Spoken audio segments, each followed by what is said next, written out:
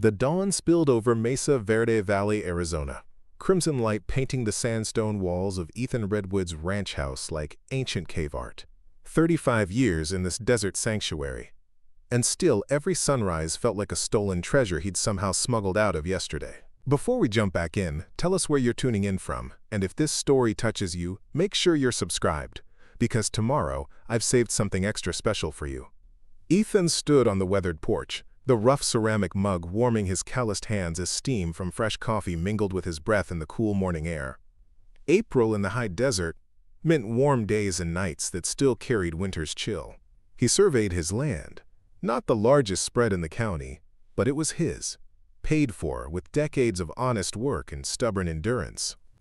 The morning held that particular desert stillness, where the only sounds were distant songbirds and the occasional whisper of wind through juniper and mesquite. Ethan had grown to love this solitude, or at least that's what he told himself on nights when the ranch house felt too empty, when memories of his late wife Rebecca seemed to echo through the silent rooms. His border collie Bandit suddenly lifted his head from where he'd been dozing on the porch steps, ears forward, alert. A low woof rumbled from the dog's chest. "What is it, boy?" Ethan murmured, setting down his coffee. Bandit sprinted toward the long dirt road that connected the ranch to the distant highway, barking with increasing urgency. Ethan's hand instinctively moved to his hip, where, in younger days, he might have carried a sidearm. Now he just squinted against the rising sun, trying to make out what had disturbed his dog's morning rest. Something was moving along his property line, something unusual. Through the golden haze of sunrise, he saw a sight he'd remember until his dying day. A woman riding a small gray donkey, swaying slightly with the animal's patient gait. But it wasn't just the woman, or her unusual transportation, that caused Ethan to remove his weathered Stetson in surprise. Seated behind her, arms wrapped around her waist, was a boy no more than 10, a wooden flute case strapped across his back. "Well, I'll be," Ethan whispered, rubbing his jaw where 3 days of silver stubble had accumulated. The woman noticed him standing there and pulled gently on the donkey's lead rope. The animal stopped obediently, large ears flicking forward with interest. For a long moment, they simply regarded each other across the distance, the rancher on his porch, the woman and boy on their donkey. Ethan approached slowly, not wanting to spook either the visitors or their mount. As he drew closer, he could see the woman more clearly. She had olive skin and dark hair, gathered in a loose braid over one shoulder. Her face, though smudged with dust from the road, carried a quiet dignity, despite the obvious exhaustion in her eyes. "Ma'am," Ethan said, keeping his voice gentle. "You're on private property." The woman straightened slightly, chin lifting. "I apologize for the intrusion. We've been traveling since before dawn." Her voice carried a slight accent he couldn't place, melodic and warm despite her evident fatigue. "We're looking for work in the area." The boy peered around her shoulder, dark eyes serious in his young face. He couldn't have been more than 9 or 10, with the same olive complexion as the woman, but with a wild mop of curls that defied the desert dust. "Mama," the boy whispered, though in the morning stillness Ethan heard clearly. "Is this where we're staying?" Something in the boy's hopeful tone made Ethan's chest tighten. The woman stroked her son's hand where it clutched her waist. "No, Miguel. We need to move on. I'm sorry for disturbing you, sir." As she turned to the donkey, Ethan found himself speaking before he'd fully formed the thought. "Hold on now. You two look like you could use some rest." He gestured toward the house. "And maybe some breakfast."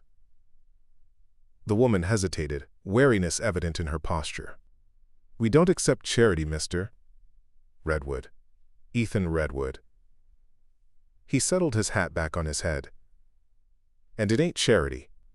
My housekeeper quit last month to marry some fellow from Phoenix. Place is a mess." He shrugged as if it were the most natural thing in the world to offer employment to strangers who arrived on donkeyback. "You work for a few days, earn your keep. Got a cabin out back nobody's using." The woman studied him, caution and consideration playing across her features. "Why would you help strangers?" Ethan glanced at the boy, at his hopeful expression, then back to the woman. "Ma'am, in these parts, we don't let women and children sleep on the desert floor, even if they keep strange company." He nodded toward the donkey, who was now investigating a patch of scrub grass with great interest. A small smile, like sunlight breaking through clouds, touched her lips. "That's Pancho. He's been carrying us for nearly 300 miles. She extended her hand. "I'm Elena." "Elena Diaz. This is my son, Miguel." Ethan's weathered hand enveloped her smaller one. "Well, Mrs. Diaz." "Miss," she corrected quickly, something flashing in her eyes. "Just Miss Diaz." The swift correction and something in her tone, a mixture of pride and lingering pain, told Ethan there was much more to her story than a simple journey looking for work. Preparing and narrating this story took us a lot of time, so if you are enjoying it, subscribe to our channel. It means a lot to us. Now back to the story. "Miss Diaz, then," he nodded. "My offer stands, but I should warn you. I've got one condition." Her body tensed visibly, a woman accustomed to conditions with steep prices. Ethan nodded toward the flute case on the boy's back. "That instrument gets played at sunset if the wind's not too high." He smiled slightly. "Used to be music in this house. Been too long without it." Elena blinked, clearly not expecting this request. Then, surprising them both, she laughed. A sound so unexpected and genuine it seemed to brighten the morning air around them. "Miguel plays beautifully, Mr. Redwood. But only one song so far." "Well, one song's better than the silence I've been living with," Ethan replied honestly. Miguel, who had been following the exchange with solemn attention, spoke up. "I can learn more songs, sir. I practice every day." "Then I reckon we've got ourselves an arrangement." Ethan helped Elena dismount, then lifted Miguel from the donkey's back. The boy was lighter than he expected, all skinny limbs and determination. Pancho brayed softly as if approving the transaction, then promptly returned to investigating the scrub grass with his velvet nose. As they walked toward the house, this strange instant company, Ethan couldn't help but wonder what troubles had brought them here, and what it might mean to have music and voices filling the emptiness of his home again. Because one thing was certain, Elena Diaz was running from something or someone. The wariness in her eyes, the protective way she kept her son close, the unmarked donkey with no proper saddle. These weren't the signs of a casual journey seeking work, but watching her whisper reassurances to her son, seeing the gentle way she guided the boy despite her own exhaustion, Ethan knew he'd made the only choice a decent man could make. Sometimes a man simply had to do what was right, even when right and convenient weren't the same thing. The morning sun climbed higher, casting their shadows long across the red earth. 3 figures and a donkey moving toward an uncertain future together. "Your room is small but clean," Ethan said as he showed them to the cabin behind the main house. It had once been quarters for ranch hands, back when Redwood Ranch ran more cattle and needed extra help. Now it housed occasional seasonal workers or visiting friends. Bathroom works fine, but the hot water takes a minute to come through. Elena stood in the doorway, taking in the simple space. A double bed, a small trundle that could be pulled out for Miguel, a wooden table with 2 chairs, a tiny kitchenette, and a bathroom. To most, it might seem sparse, but Ethan could see in her eyes that it represented luxury after whatever hardships they'd endured. "This is very generous, Mr. Redwood," she said softly. "Ethan," he corrected. "Mr. Redwood was my father." She nodded but didn't offer the familiarity of his first name in return. Trust, Ethan knew, would take time. "I'll let you 2 get settled. Kitchen in the main house is stocked if you're hungry." He paused at the door. "No rush on the work. Rest today if you need it." After leaving them to settle in, Ethan returned to the main house, troubled by thoughts he couldn't quite name. It had been nearly 5 years since Rebecca passed. 5 years of quietude that had gradually transformed from unbearable to comfortable. Now, with strangers in his guest cabin, he felt something shifting, like desert sand after a rare rain. Bandit followed at his heels, occasionally glancing back toward the cabin as if equally puzzled by this change in routine. "Don't look at me like that," Ethan told the dog. "Couldn't very well leave them out there, could I?" Bandit tilted his head, unconvinced. By late afternoon, Ethan was in his workshop behind the barn, repairing a saddle that had needed attention for months. The rhythmic work of his hands, the smell of leather and saddle soap. These things grounded him, kept his mind from wandering too far into territory best left unexplored. A small sound at the door made him look up. Miguel stood there, watching with undisguised curiosity. "Your dog is hurting our donkey," the boy said matter-of-factly. Ethan smiled, despite himself. Bandit can't help it. Hurting's in his blood. Pancho doesn't mind. I think he likes having someone to play with. Ethan set down his tools and wiped his hands on a rag. "Where's your mother?" "Sleeping. She was very tired." Miguel's eyes darted around the workshop, taking in the tools, the half-finished projects, the organized chaos of a working man's space. "What are you making?" "Just fixing this old saddle. Been neglecting it too long." Ethan gestured to a small stool nearby. "Want to see?" The boy approached cautiously, settling on the stool with the careful movements of a child, accustomed to staying out of the way. He watched intently as Ethan showed him how to clean and condition the leather, how to check stitching for wear, how to test buckles and straps for strength. "My grandfather had a workshop," Miguel offered unexpectedly. "In Mexico. He made guitars." "Is that where you learned to play the flute?" Miguel shook his head. "Mr. Williams taught me, at the shelter in Tucson." Ethan absorbed this information without comment, understanding it revealed something significant about their journey. A shelter in Tucson. Not tourists, then. Not casual travelers. "This Mr. Williams, he must be a good teacher." Miguel nodded solemnly. "He said music helps with the sad times. That's why he taught me Amazing Grace. He said everybody knows it even if they don't know they know it." Ethan's hands stilled on the leather. Rebecca had loved that hymn, had requested it be played at her funeral, though Ethan had been too grief-stricken at the time to appreciate the beauty in its mournful notes. "Your mother said you only know the one song?" "For now." Miguel's chin lifted with determination. "But I practice every day. Mr. Williams said I have talent. I look forward to hearing you play," Ethan said, meaning it. They worked in companionable silence for a while, Miguel eventually helping by handing Ethan tools when asked, asking thoughtful questions about the ranch, about the horses Ethan kept in the pasture beyond the barn. "Do you have children, Mr. Redwood?" Miguel asked suddenly. The question caught Ethan off guard. "No," he answered after a moment. "My wife and I. It just never happened for us." "And your wife? Where is she?" "Miguel!" Elena's voice came from the doorway, sharp with reproof. "That's not polite to ask." Ethan turned to see her standing there, hair loose from its braid, still bearing the marks of hurried sleep on her cheek. "It's all right," he assured her. "Honest question deserves an honest answer." He looked back at Miguel. "My wife Rebecca passed away 5 years ago. Cancer." "I'm sorry," Elena said softly, and the simple words carried genuine empathy. "Life happens the way it happens," Ethan replied, the closest thing to philosophy he allowed himself these days. "Miguel's been helping me with this saddle. Boy's got good hands." Elena smiled at her son, a smile of such pure love it made something in Ethan's chest ache. He's always been good with his hands, like his grandfather.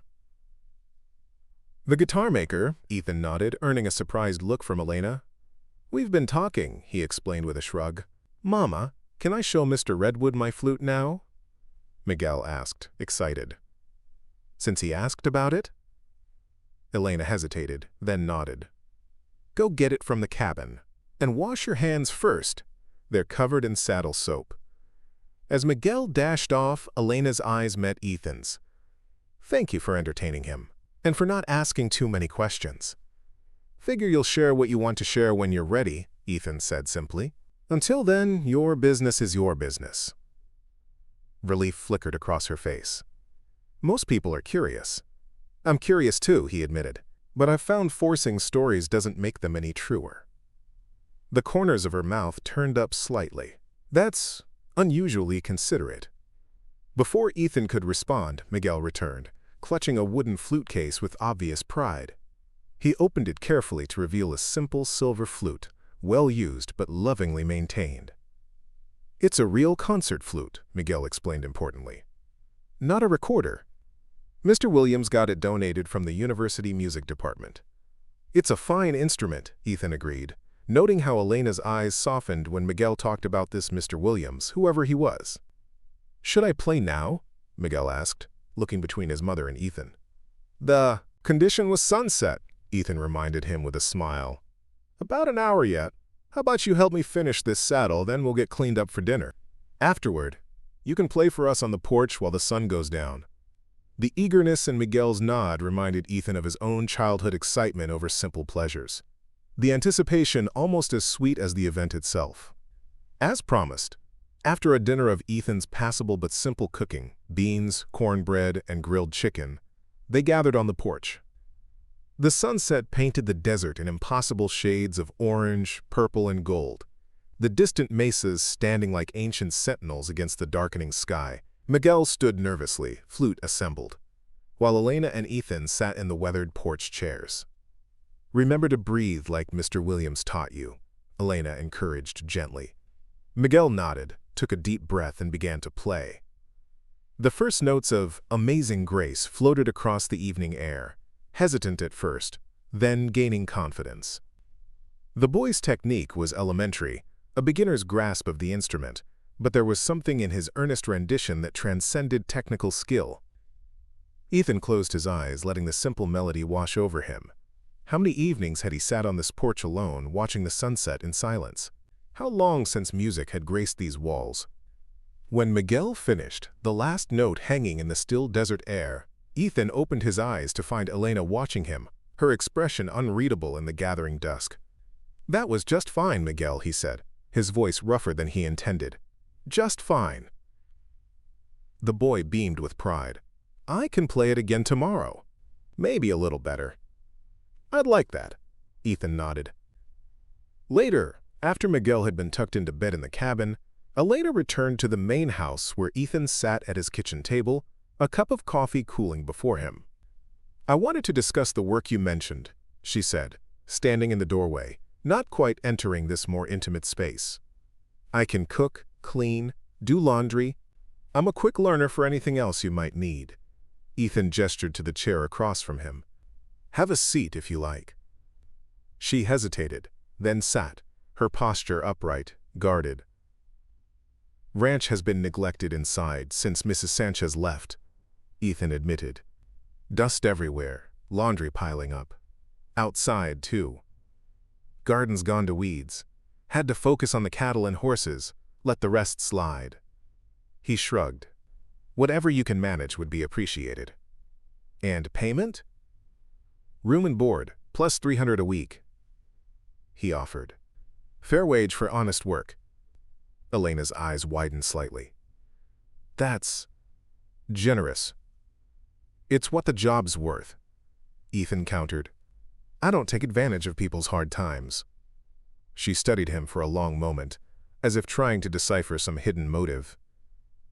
"May I ask something personal, Mr. Redwood?" "Ethan," he reminded her. "And you can ask. Can't promise I'll answer. Why are you really helping us?" Her voice was quiet but direct. There must be a reason beyond needing housekeeping. Ethan considered the question, owed her honesty in return for the trust she was cautiously extending. 5 years is a long time to be alone," he said finally. "Gets to where you don't notice the silence anymore. Then today, I hear a boy talking about playing a flute, and suddenly I realize just how quiet it's been." He met her gaze steadily. Sometimes a person doesn't know what they're missing until they get a glimpse of it again. Elena looked down at her hands, clasped tightly on the table. "We won't be staying permanently. Once I've saved enough, we'll move on." "That's your right," Ethan nodded. "Offer stands as long as you want it. And what about Miguel's condition? Playing at sunset?" Ethan's mouth quirked in a half-smile. "That wasn't about making the boy earn his keep. It was selfish on my part." He paused. "My wife loved that song." Hearing it again, it was like finding a photograph you thought was lost. Understanding softened Elena's expression. Miguel doesn't know it's a sad song for you. He thinks it's about hope. Maybe it can be both, Ethan replied simply. As Elena left to return to the cabin, Ethan remained at the kitchen table, listening to the night sounds of the desert through the open window. Somewhere in the distance, a coyote called to the rising moon, lonesome and wild. For the first time in years, the sound didn't echo his own solitude. Instead, it seemed to speak of possibilities, of paths crossing in the vast wilderness, of unexpected connections. 3 days passed in a rhythm that felt both new and strangely familiar. Elena worked efficiently, bringing order to the neglected house room by room. Miguel, when not practicing his flute, followed Ethan around the ranch, absorbing everything with the curiosity of youth.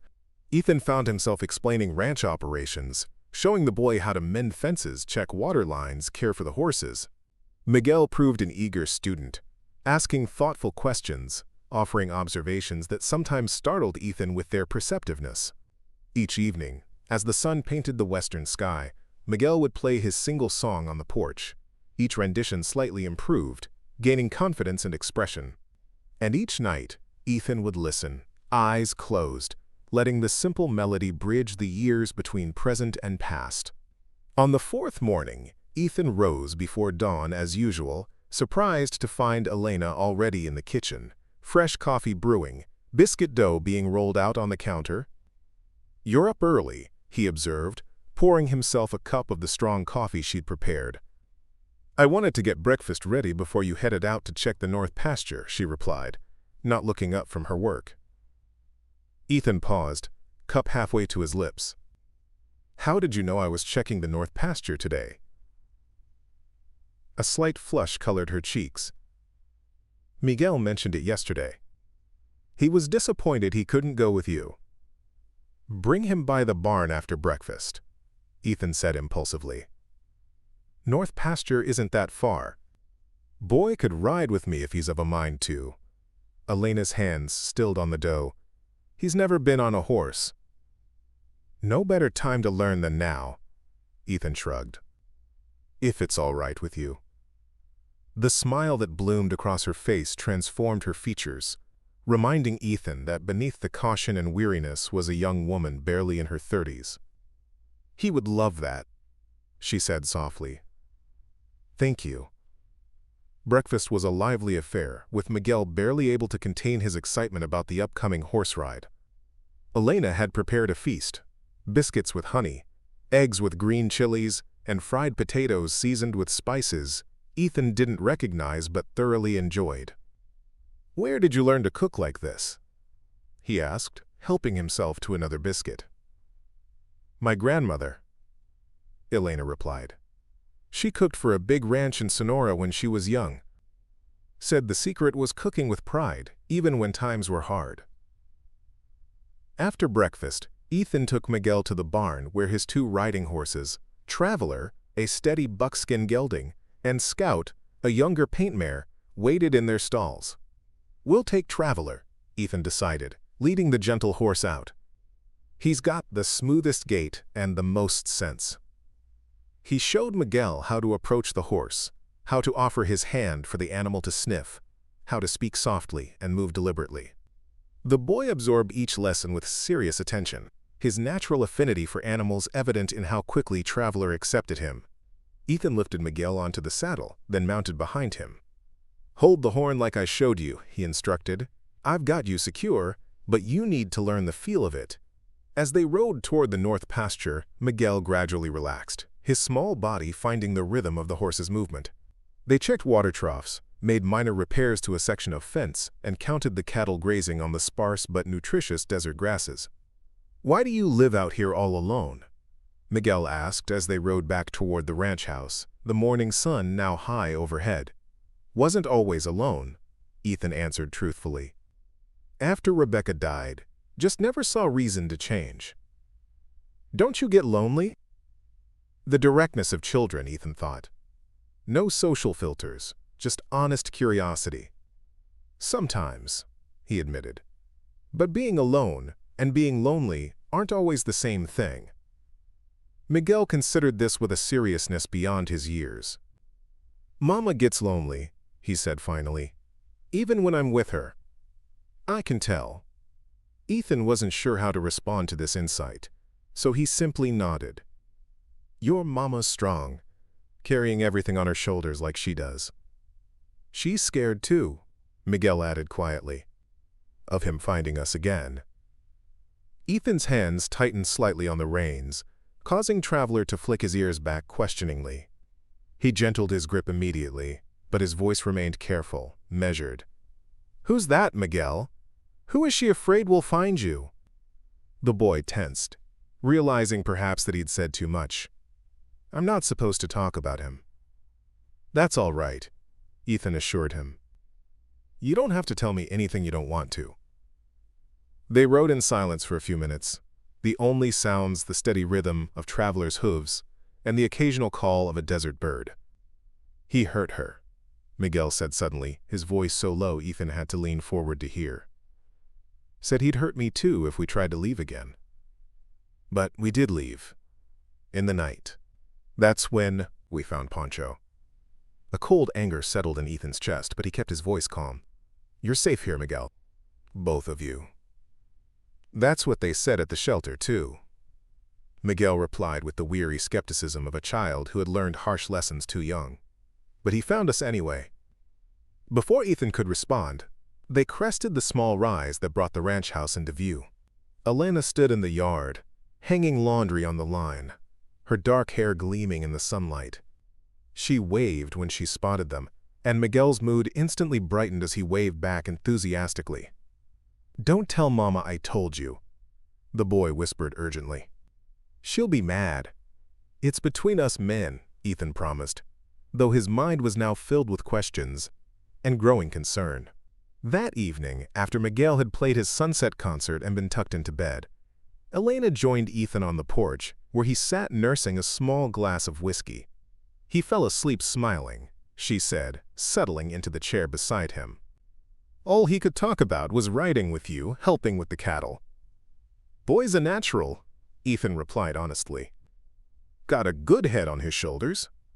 "Thanks to you," Elena said, then immediately looked as if she regretted the words. Ethan glanced at her, puzzled. "What do you mean?" She sighed, looking out at the darkening desert landscape. "Miguel hasn't had many men in his life who treat him with kindness, with respect." Her hands twisted in her lap. "It matters, the examples they see." "He mentioned someone today," Ethan said carefully. "Someone who hurt you." Elena's posture stiffened. "He shouldn't have." "He's a child carrying a heavy secret," Ethan interrupted gently. "Secrets like that can poison a young soul if they're held too tight." For a long moment, Elena was silent, the only sound the creaking of the porch swing as a light evening breeze pushed it. "His name is Carlos Vega," she finally said, her voice barely audible. "Miguel's father." Ethan remained silent, giving her space to continue if she chose. "We were married in Mexico. Came to Arizona together 6 years ago. He was different then. Or maybe I just didn't see it." She took a deep breath. "The drinking started, then the gambling, then the anger." "You don't have to tell me this," Ethan said quietly. "Maybe I do," she countered. "You've opened your home to us. You deserve to know what might follow." The implications of her words hung in the night air between them. "3 times we've run," Elena continued, her voice growing stronger with each word, as if the telling itself was an act of reclamation. "3 times he's found us. The last time was in Tucson, at the women's shelter. He came with a gun." Ethan's hand tightened around his whiskey glass. "Was anyone hurt?" "Not physically," Elena answered. "The security guard stopped him. Police came. But he made bail within hours." Her laugh was bitter, devoid of humor. "His family has money, connections. The restraining order wasn't worth the paper it was printed on." "And now?" "Now we keep running," she said simply. "Until I can save enough to get us across the country, Somewhere he won't think to look. Somewhere Miguel can go to school without me checking the windows every 5 minutes, without jumping at every unfamiliar car. Ethan considered her words, the weight of them, the courage it took to keep moving forward under such circumstances. "Stay here," he said suddenly. Elena looked at him, startled. "What?" "Stay here," he repeated. Mesa Verde Valley is about as far off the beaten path as you can get. Ranch has 160 acres. Plenty of room to breathe, to heal. He set his glass down deliberately. And if Carlos Vega does come looking, he'll find more than he bargained for. The moonlight silvered the tears that sprang to Elena's eyes. "Why would you do this for us? You barely know us." Ethan considered the question, the same one she'd asked that first morning. His answer then had been simple courtesy. Now it came from somewhere deeper. "Because some things are worth protecting," he said finally. "Some people deserve a chance at peace." Elena didn't respond immediately, but in the quiet darkness of the desert night, her hand found his on the arm of the porch chair. A brief touch, tentative but genuine. Above them, stars scattered across the vast Arizona sky like spilled diamonds. And somewhere in the distance, coyotes called to one another, their voices rising and falling in ancient conversation. For now, that was enough. Morning light filtered through the cabin windows, casting golden patterns across Miguel's sleeping face. Elena watched her son, his chest rising and falling with the peaceful rhythm of childhood dreams. How different he looked here. After just 2 weeks at Redwood Ranch, the perpetual worry that had shadowed his young features was fading, replaced by the carefree expression a 10-year-old boy should wear. She brushed a dark curl from his forehead, remembering how he'd fallen asleep mid-sentence last night, exhausted from a day spent learning to groom horses under Ethan's patient guidance. The man had a gift for teaching without condescension, for making Miguel feel capable and valued. Outside, she could hear the early morning sounds of ranch life, Ethan's boots on the gravel, Bandit's enthusiastic barking, the distant nickering of horses anticipating their morning feed. Sounds that had become familiar, comforting even, in the short time they'd been here. Elena slipped from the cabin, leaving Miguel to his well-earned rest. The desert morning greeted her with its particular beauty. Air crisp and clean, horizon painted in impossible watercolor hues. The scent of sage and juniper carried on a gentle breeze. She paused on the small porch, allowing herself a moment to simply breathe, to feel the sun on her face without scanning the distance for threats. "Morning." Ethan's voice came from nearby, where he stood filling Pancho's water trough. The donkey nudged Ethan's shoulder affectionately, an unlikely friendship that had developed over the past weeks. "Good morning," Elena replied, crossing the yard to join him. "Miguel's still sleeping. He was so tired last night." Ethan nodded, giving Pancho a final pat. "Boy works hard. Has a natural way with the animals." "He admires you," Elena said quietly. "Talks about you constantly." Something flickered across Ethan's weathered features, surprise, pleasure, and perhaps a touch of uncertainty. He cleared his throat. "Made some coffee if you're interested." Elena recognized the deflection but didn't press. In the 2 weeks they'd been at the ranch, she'd come to understand that Ethan Redwood was a man who expressed himself through actions rather than words. His generosity, his patience with Miguel, the respectful distance he maintained with her, these spoke volumes about his character. "Coffee sounds wonderful," she agreed, falling into step beside him as they walked toward the main house. The kitchen, once dusty and neglected, now gleamed with Elena's careful attention. Copper pots hung in precise rows, the oak table shone with polish, and curtains she'd sewn from fabric purchased in town filtered the morning light into soft patterns across the floor. "Place hasn't looked this good since Rebecca was alive," Ethan commented, pouring coffee into 2 mugs. "She'd approve of what you've done with it." Elena accepted the coffee, warming her hands around the ceramic. "Tell me about her, your wife." The question seemed to surprise him. "Not much to tell that would interest anyone but me." "I disagree," Elena said gently. "The woman who helped build this place, who shared your life, she matters to the story of this ranch. To your story." Ethan looked out the window, silent for so long Elena thought he might not answer. Then, she laughed easily. "That's what I remember most. Could find humor in just about anything. A smile touched his lips. Practical woman, too. Could birth a calf, mend a fence, and still have dinner on the table come evening. She sounds remarkable. She was. Ethan took a sip of his coffee. We met at the county fair. She was selling honey from her family's apiary. I bought every jar she had just to keep talking to her. A romantic gesture. A desperate one, Ethan corrected with a soft chuckle. I had no idea what to do with 26 jars of honey. Ended up giving most away to neighbors. Elena laughed, enjoying this glimpse of a younger, less guarded Ethan. Your turn, he said unexpectedly. Tell me something good about your past. Not the running, not the fear. Something worth remembering. The request caught her off guard. For so long, her memories had been filtered through the lens of what came after. Carlos's transformation from charming suitor to controlling husband. The gradual erosion of her confidence. The desperate escapes. It took effort to reach back further, to the untarnished moments. My father had an orchard, she said finally. Small, just a few acres of apple and peach trees.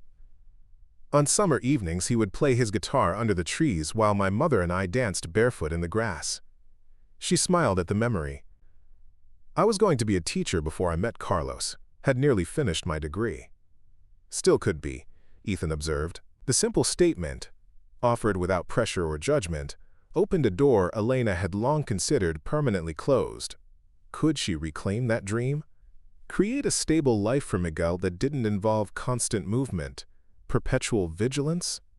Before she could respond, Miguel appeared in the doorway, hair tousled from sleep, bandit at his heels. Mama! Mr. Ethan! Pancho got into the garden again, he announced, obviously delighted by the donkey's mischief. He's eating all the tomatoes. The moment of quiet reflection broken, Elena and Ethan hurried outside to find the small gray donkey contentedly munching his way through the newly established vegetable garden, seeming particularly fond of the ripening tomatoes. That confounded animal, Ethan muttered, though there was more amusement than annoyance in his tone. Thought I fixed that fence yesterday. Pancho is very smart about fences, Miguel informed him seriously. He watches where you fix them, then tries a different spot. Ethan raised an eyebrow. That's so?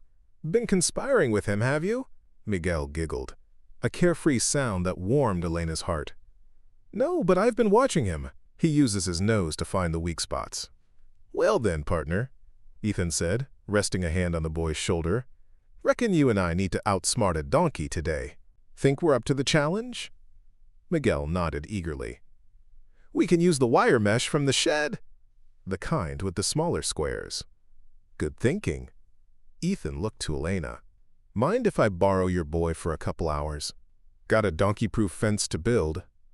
Of course, she agreed, touched by the way Ethan included Miguel, treating the boy's suggestions with genuine consideration. As they headed toward the shed, Miguel chattering excitedly about engineering solutions for determined donkeys, Elena turned back to the kitchen. She had bread to bake, laundry to hang, floors to sweep, ordinary tasks that had become almost meditative in their simplicity. Work, untainted by fear, performed in a place where she was valued, respected. A temporary sanctuary, she reminded herself firmly. No matter how comfortable it felt, no matter how Miguel flourished here, no matter how Ethan's quiet strength was beginning to feel like something she could lean on, they couldn't stay forever, couldn't risk bringing Carlos's violence to this peaceful place. Yet as she worked through the morning, hands busy with dough and dust cloths, Elena found herself imagining what it might be like to truly belong here.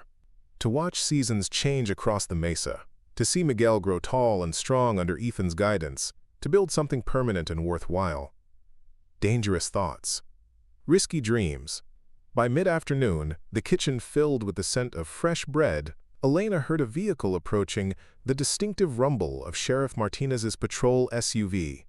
Her heart instinctively accelerated, old fears surfacing, despite the rational knowledge that the local sheriff had become something of a friend over the past weeks. She moved to the window, watching as the sheriff's vehicle pulled up to the house. Luisa Martinez was a formidable woman in her 50s, with salt and pepper hair cut in a practical bob, and the weathered complexion of someone who'd spent a lifetime under the Arizona sun. She'd stopped by the ranch several times since Elena and Miguel's arrival, ostensibly to discuss local matters with Ethan. But Elena suspected the visits were partly to check on them. Ethan must have shared something of their situation. Elena dried her hands and went to the door as Sheriff Martinez climbed the porch steps. "Afternoon, Elena," the sheriff greeted her, removing her sunglasses. "Ethan around?" "He's by the garden with Miguel," Elena answered, gesturing toward the back of the property. "Building a donkey-proof fence. Would you like some iced tea while you wait? I just made some." "Wouldn't say no to that," Louisa agreed, following Elena inside. She whistled softly, looking around the transformed kitchen. "Place hasn't looked this good in years. You've worked miracles here." Elena poured tea into glasses filled with ice. "It's been therapeutic, actually, creating order from chaos." Louisa accepted the glass with a nod of thanks. "How's the boy settling in?" "Better than I could have hoped," Elena admitted. He's happy here." "And you?" The direct question, asked with genuine concern rather than idle curiosity, deserved an honest answer. "I'm grateful for the respite," Elena said carefully, "for the chance to catch our breath, save some money." Louisa studied her over the rim of her glass. "Ethan mentioned your situation. Not details, just that you're in some trouble. Running from someone." Elena tensed slightly. "Did he ask you to check on us?" "No," Louisa shook her head. "But it's my job to know what's happening in my jurisdiction, and to protect the people in it." She set her glass down. "If you ever want to file a report, make things official, my door's always open." "Thank you," Elena replied, though they both knew how little official paperwork had helped in the past. The sound of boots on the porch announced Ethan's arrival. He entered with Miguel, both dusty from their fence-building efforts. "Sheriff," Ethan nodded in greeting. "Everything all right?" Something in Louisa's expression shifted, becoming more professional. "Got something to discuss with you, Ethan." "In private, if possible." Elena immediately gathered Miguel's hand. "We'll go check on Pancho, make sure he's not planning another garden raid." "Can I stay?" Miguel pleaded. "I want to tell Sheriff Martinez about our fence design." "Later, Mijo," Elena promised. Sheriff and Mr. Ethan need to talk business first. Once outside, Elena tried to focus on Miguel's excited recounting of their engineering triumph, but her mind kept circling back to the sheriff's unexpected visit. What had brought her out to the ranch in the middle of a workday? Had Carlos somehow tracked them here already? 20 minutes later, Ethan called them back to the house. Sheriff Martinez was just leaving, her expression unreadable as she tipped her hat to Elena and Miguel before driving away. "What did she want?" Elena asked once the patrol car had disappeared down the drive. Ethan's face was grave. "Let's get Miguel settled with a snack first." The knot of anxiety in Elena's stomach tightened. Whatever the news, Ethan didn't want Miguel to hear it. Once Miguel was happily occupied at the kitchen table with milk and cookies, Ethan led Elena onto the front porch, closing the door behind them. "Sheriff came to warn us," he said without preamble. "Man fitting Carlos's description was asking questions in Gallup 2 days ago. That's less than 3 hours from here." Elena felt the blood drain from her face. "He's found us again." "Not yet," Ethan corrected firmly. "But he's getting closer." Looking at motels and bus stations along the interstate. "We need to leave," Elena said automatically, the familiar panic rising in her chest. "Tonight." Before he narrows his search. Ethan's hand on her arm was gentle but restraining. "Elena, listen to me. Running again just puts you back on the road, vulnerable, visible. You've got nowhere specific to go, limited funds. I can't bring this danger to your door," she insisted. "Carlos is... When he drinks, when he's angry, he becomes someone else. Someone capable of anything." "I understand that," Ethan said, his voice level. "But there's another option besides running. Stand your ground. Here. With people who'll stand with you." Elena stared at him, uncomprehending. "What are you saying?" "Sheriff Martinez has friends in the county prosecutor's office. She's willing to help you file for an emergency protection order, one that would be enforced here, regardless of what happened in other jurisdictions. Papers don't stop bullets, Elena said bitterly. No, Ethan agreed, but they give law enforcement authority to act preemptively. And they create an official record. One that makes a difference if things escalate. When things escalate, Elena corrected. Not if. Carlos won't stop. Not until he has Miguel. The terrible truth she'd been avoiding, saying aloud for so long, finally emerged. That's what this is really about. He doesn't care about me anymore. He wants Miguel. His son. His property. Ethan's expression hardened. Not going to happen. The simple declaration, delivered with absolute certainty, nearly broke Elena's careful composure. How long had she been fighting this battle alone? How exhausting to be the only barrier between her son and a man who viewed him as a possession rather than a person. You don't know what he's capable of, she whispered. Maybe not, Ethan acknowledged. But I know what I'm capable of when it comes to protecting people I care about. The words hung in the air between them, weighted with implications neither was quite ready to examine directly.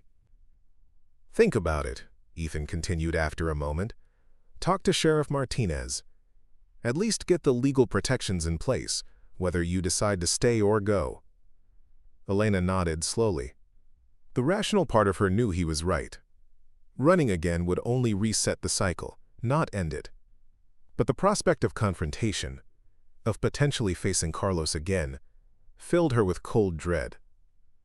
I'll think about it, she promised. That evening, after Miguel had played his sunset concert, now expanded to include a halting but recognizable version of Home on the Range he'd been learning from a book Ethan had found in town, Elena sat on the cabin's small porch, watching stars emerge in the vast desert sky. The decision before her seemed impossible. Stay and risk bringing violence to this peaceful haven, to the man who had shown them such unexpected kindness, or run again, subjecting Miguel to more uncertainty, more fear, more transient existence. A soft sound made her turn. Ethan approached from the main house, carrying 2 mugs. Thought you might like some tea, he said, offering her one of the mugs as he settled into the other porch chair. Thank you. She accepted the warm drink, grateful for its comforting weight in her hands. They sat in companionable silence for a while, listening to the night sounds of the desert, the distant call of coyotes, the rustle of wind through juniper, the occasional hoot of a hunting owl. Miguel asleep? Ethan finally asked. Yes, exhausted from all the fence building. Elena smiled despite her troubled thoughts. He said it was the best day ever. Boy's definition of best day ever seems to change daily, Ethan observed with a quiet chuckle. That's childhood as it should be, Elena said softly. Each day bringing new wonders, new bests. Ethan nodded, understanding the unspoken comparison to the childhood Miguel had known before. Days measured by fear levels. Best days being those when violence didn't erupt. Been thinking about what you said earlier, Elena continued after a moment. About standing ground instead of running. And? Part of me knows you're right. That running hasn't solved anything, just delayed the inevitable. She traced the rim of her mug with one finger. But another part is terrified of what could happen. To Miguel. To you. Ethan's gaze remained on the star-filled sky. Fear's natural, sensible even, but it's a poor compass for plotting your course. What would you use instead? Hope, he answered simply. Courage, belief in better possibilities. Elena considered his words. How long had it been since she'd allowed herself to hope for anything beyond immediate safety? Since she'd made decisions based on creating a future rather than escaping a past? I don't want Miguel to grow up thinking running is the only answer, she admitted. That problems can't be faced, only fled from. Boy deserves roots, Ethan agreed. Chance to build something lasting. The longing those words evoked was almost painful in its intensity. Roots. Stability. A home that wasn't temporary. Friendships that weren't abbreviated by midnight departures. If we stay, Elena said carefully, if we face this, I can't ask you to put yourself at risk for us. Ethan turned to look at her directly, his expression visible in the soft glow from the cabin windows. Not asking, offering. The simplicity of his statement, the steady certainty in his eyes, weakened the carefully constructed walls around Elena's heart. This man, who had known them for mere weeks, was willing to stand between them and danger without hesitation or condition. "Why?" she whispered, the question that had haunted her since that first morning. "Why would you do this for us?" Ethan was silent for a long moment, organizing thoughts not easily translated into words. After Rebecca died, he finally said, "This place lost its purpose. Was just land and buildings, work without meaning." He gestured toward the cabin, where Miguel slept peacefully. Boy's laughter brought something back. "Your presence here. It's like watching flowers bloom in soil I thought was barren." The naked honesty of his words, spoken without expectation or demand, moved Elena deeply. This wasn't a declaration of romantic intentions, but something perhaps more profound, an acknowledgement of how they had unknowingly restored something vital to his existence. "I'm afraid," she confessed, "not just of Carlos, but of caring about this place, about you, of letting Miguel become too attached, only to lose everything again." "Life doesn't come with guarantees," Ethan replied gently, "just possibilities. Question is which ones we choose to nurture." Above them, a shooting star traced a brief, brilliant path across the night sky, a moment of beauty as fleeting as it was perfect. "I'll talk to Sheriff Martinez tomorrow," Elena decided. "About the protection order." Ethan nodded, understanding all that remained unspoken in her decision. A first step toward standing instead of running, toward choosing possibility over fear. In the cabin, Miguel stirred briefly in his sleep, murmuring something about horses and fences before settling back into dreams. Outside, Pancho brayed softly from his small corral, while Bandit patrolled the perimeter of the property with quiet diligence. The night deepened around them, stars wheeling overhead in their ancient patterns, indifferent to human concerns yet somehow comforting in their constancy. Tomorrow would bring decisions, actions, perhaps confrontations. But for now, in this moment of shared quiet on a desert porch, there was peace. And for Elena, something she had nearly forgotten, the feel of hope. The county courthouse in Silver Creek stood like a weathered sentinel in the desert sun, its adobe walls and Spanish colonial architecture a testament to the region's mixed heritage. Elena climbed the worn steps, each one feeling heavier than the last. Sheriff Martinez walked beside her, a steadying presence in her crisp uniform and quiet confidence. "You're doing the right thing," Luisa assured her, holding the heavy wooden door open. Elena nodded, unable to find words. 2 weeks had passed since the decision to stand her ground. 2 weeks of careful preparation, of statements given and paperwork filed. Today was the hearing for the permanent restraining order, her chance to legally establish the boundaries Carlos had so consistently violated. The courtroom's cool interior was a welcome relief from the late May heat. Elena's gaze swept the nearly empty room, half expecting to see Carlos there despite knowing he hadn't been served notice yet. That would come after, if the judge granted the order. A deliberate strategy Sheriff Martinez had suggested to prevent him from contesting before the order was in place.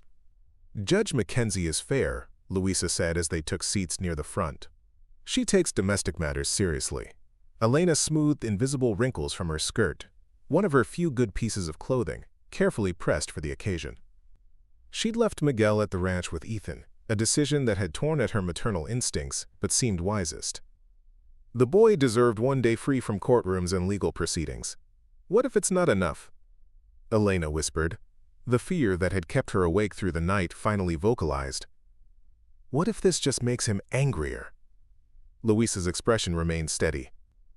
It establishes legal consequences, creates a record, gives us grounds to act preemptively. She covered Elena's hand briefly with her own. And it shows Miguel that his mother fights for him using the system, not just by running from it. Before Elena could respond, the bailiff called for all to rise as Judge Mackenzie entered. A tall woman with silver hair cropped short, reading glasses perched on her nose, her black robes flowing as she took her seat at the bench. The proceedings moved with efficient formality.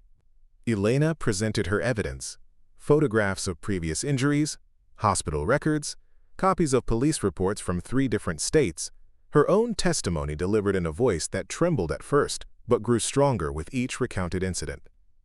"And you believe Mr. Vega remains a credible threat to you and your son?" Judge Mackenzie asked, peering over her glasses. "Yes, Your Honor," Elena replied. "He's followed us across state lines multiple times. His last words to me were that he would never stop, that Miguel is his son and his property." The judge's expression hardened at the word property. She made a final note, then looked up. "Based on the evidence presented and testimony given, I find sufficient cause to grant a permanent restraining order against Carlos Vega." She detailed the terms: no contact, minimum distance of 500 yards, no communication through third parties, violations punishable by immediate arrest. "Ms. Diaz," Judge Mackenzie continued, her tone softening slightly, "I want to acknowledge your courage in coming forward today. Breaking cycles of violence requires tremendous strength." Elena blinked back unexpected tears at this simple recognition of what the past years had cost her. "Thank you, Your Honor." Outside, the desert sun seemed brighter somehow, the air sweeter as Elena descended the courthouse steps beside Sheriff Martinez. "What happens now?" she asked, clutching the folder containing copies of the restraining order. "Now we serve him," Luisa replied. "I've got contacts in law enforcement, watching bus stations and motels where he was last spotted. Once he's served, the order takes effect immediately." Elena nodded, trying to believe in the power of the paper she held. They'd failed her before, in other places with other authorities. But something felt different here. Perhaps because for the first time, she wasn't facing this battle alone. "Let's get you home," Luisa said, guiding her toward the patrol SUV. "That boy of yours will be waiting." Home. The word resonated strangely in Elena's mind. When had she begun thinking of Redwood Ranch as home? The drive back was quiet, Elena watching the landscape shift from town buildings to open desert, to the familiar mesas and rock formations that signaled their approach to the ranch. As they turned onto the long drive, she spotted two figures by the corral, Ethan and Miguel, working with one of the horses. Miguel saw them first, waving excitedly before running toward the vehicle, Bandit loping alongside him. Ethan followed at a more measured pace, though Elena could read the tension in his shoulders, his obvious relief at seeing them return safely. "Mama!" Miguel called as Elena stepped from the SUV. "Did you see the judge? What happened?" Elena knelt to embrace her son, holding him perhaps a little tighter than usual. "Yes, Mijo." The judge listened very carefully, and gave us the order we asked for. "So he can't come here? He can't take me away?" The questions revealed how much Miguel understood despite her efforts to shield him. "That's right," she assured him, brushing back his wild curls. "He legally can't come near us now." Miguel processed this with solemn consideration. "And if he tries anyway? Then I get to put him in jail," Sheriff Martinez interjected with a small smile. "Which I would be very happy to do." The boy seemed satisfied with this answer, his attention already shifting to more immediate concerns. "Mr. Ethan showed me how to check travelers' hooves for stones, and I did it all by myself." "That's wonderful," Elena smiled, rising to her feet as Ethan approached. "Everything go okay?" he asked quietly, his eyes searching her face with concern. "Judge granted the full order," Luisa answered for her. "Now, we just need to serve him." Ethan nodded, some of the tension leaving his posture. "Good start." The sheriff declined an invitation to stay for lunch, citing patrol duties, but promised to return with updates once Carlos had been served. After her departure, Elena and Ethan watched Miguel demonstrate his new horse care skills, the boy's animated enthusiasm a welcome distraction from the morning's gravity. "He didn't ask about his father at all while you were gone," Ethan commented softly as they leaned against the corral fence. "Focused on learning, on the animals. Boys got resilience." "Children adapt," Elena replied, both grateful for and saddened by this truth. "Sometimes too well." "Like their mothers," Ethan observed, glancing at her with quiet admiration. The simple acknowledgement of her strength, not as something extraordinary but as a fact as evident as the desert sun, warmed Elena in unexpected ways. Not pity, not amazement, just recognition of who she was at her core. The afternoon unfolded in welcome ordinariness. Lunch at the kitchen table, chores around the ranch, Miguel practicing his flute with increasing skill. By evening, the courtroom seemed a distant memory, reality grounded instead in the simple rituals of their shared life. After Miguel's sunset concert, now including a respectable rendition of Red River Valley alongside his other pieces, Elena tucked him into bed with an extra kiss, grateful for the peaceful exhaustion that claimed him quickly. She found Ethan on the porch of the main house, a habit they'd fallen into over recent weeks, sharing evening conversations while stars emerged overhead, discussing the day's events, planning tomorrow's work, occasionally venturing into deeper waters of personal history or future hopes. "He's asleep already," she said, settling into her usual chair. All that excitement with the horses wore him out. Ethan nodded, offering her a mug of herbal tea, another small ritual that had developed between them. "How are you holding up, really?" The question, asked with genuine concern rather than mere politeness, deserved an honest answer. Elena paused, searching for the right words. "I'm cautiously hopeful. And still afraid. Both at once." "Seems reasonable," Ethan acknowledged. "Fear doesn't vanish overnight." "But it changes," Elena realized aloud. "Before, it was paralyzing. Now it feels manageable, like I can act despite it, not just react because of it." Ethan's expression was thoughtful in the porch light. "That's courage, not fearlessness. Just refusing to let fear make your decisions." They sat in comfortable silence for a while, sipping tea, listening to the night sounds of the desert. An almost full moon rose over the eastern mesas, silvering the landscape. "I've been thinking," Elena said finally, "about the future. Miguel's education." "Been meaning to talk to you about that," Ethan replied. "Elementary school in Silver Creek is small but good. Principal's an old friend, Barbara Wilcox. She'd understand your situation, take precautions." The careful consideration he'd already given to Miguel's schooling, something she hadn't even mentioned until now, touched Elena deeply. How long had it been since anyone had thought ahead for them, planned for their well-being? "You've already looked into it?" she asked softly.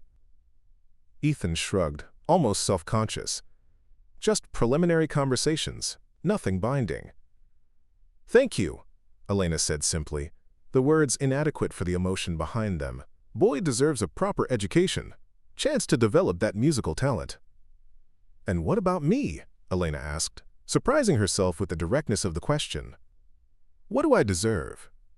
Ethan turned to face her fully, his expression earnest in the moonlight. "Peace. Security. Chance to rebuild your life however you choose." He paused. "Opportunity to finish that teaching degree, if that's still what you want."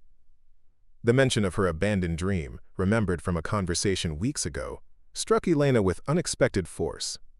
That he had not only listened, but held that knowledge, considered it important. It spoke volumes about the man. "The community college in Farmington has an education program," Ethan continued. "It's about an hour's drive, but doable. Fall semester starts in August." Elena stared at him, momentarily speechless. "You've researched this too?" "Just keeping options open," he replied, though the slight color in his cheeks suggested more intentionality than he admitted. Before Elena could respond, the sound of an approaching vehicle broke the evening stillness, the distinctive rumble of Sheriff Martinez's SUV. Ethan was on his feet immediately, tension returning to his frame. She wouldn't come this late unless something's happened. They moved to the front of the house, watching as the sheriff's vehicle pulled up, lights off but moving with purpose. Louisa stepped out, her expression grave in the porch light. "Sorry to disturb you so late," she said without preamble. "But you needed to know immediately. Carlos Vega was served with the restraining order 3 hours ago at a motel in Gallup." Elena's heart hammered against her ribs. "How did he react?" "Not well," Louisa admitted. "Made threats, had to be restrained by the officers serving him. They held him for a few hours to cool off, but had to release him." She met Elena's eyes directly. "He knows you're in this area now." Not specifically where, but in the general vicinity. The familiar fear rose like bile in Elena's throat, but she forced it down. "What do we do?" We stay vigilant, Louisa replied. I've alerted all patrols to watch for his vehicle. Silver Dodge Charger, Arizona plates. I'll increase drive-bys of the ranch road. I'll check the property boundaries, make sure gates are secured, Ethan added, already mentally cataloging security measures. That's good, Louisa nodded. But most importantly, don't change your routines dramatically. Don't act like prisoners. The restraining order gives us legal grounds to protect you proactively, but it works best when you live your lives normally, just with added awareness. After the sheriff departed with promises to return in the morning, Elena found herself standing in the middle of the kitchen, a strange numbness spreading through her limbs. The moment she had both dreaded and anticipated had arrived. Carlos knew. The confrontation she had fled from for so long was now inevitable. Elena. Ethan's voice broke through her spiraling thoughts. Look at me. She raised her eyes to his, finding them steady, grounding. One step at a time, he said quietly. Right now Miguel is safe asleep in his bed. You're safe here in this house. We have warning, preparation, legal protection. Sheriff Martinez knows exactly what she's doing. The simple, concrete assessment helped clear the fog of panic. Elena took a deep breath, then another. You're right, she acknowledged. I need to focus on what's in front of me, not catastrophize. Natural to imagine worst cases, Ethan said. Just don't mistake imagination for reality. Elena managed a small smile at that. When did you get so wise, cowboy? Not wisdom, he countered with a hint of his own smile. Just learned the hang.